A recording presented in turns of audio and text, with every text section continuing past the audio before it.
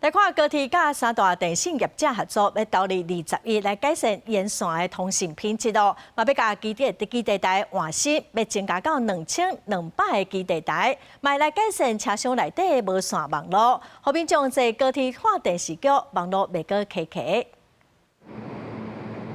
在高鐵南來北去，無論是去聽演唱會，還是回鄉，高鐵已經是台灣西半部真重要的運輸方式之一，嘛是國家的關鍵基礎設施。不過，在通過崩坑還是高速刷動的過程，民眾定有網絡通訊無穩的情形。自古台灣高鐵和中華電信，也閣有台灣大哥大和遠環電信正式簽署合作備忘錄，四大企業打算投入大約20億來改善通訊品質。1.5公里的測試告訴我們說，它測試之前它是2格。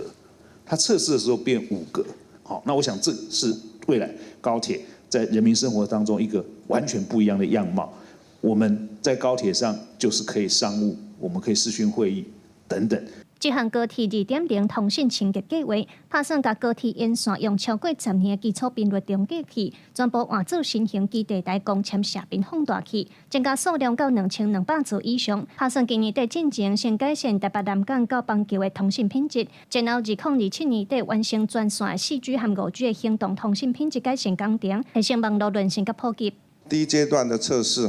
4G、5G 的這個品質這個當落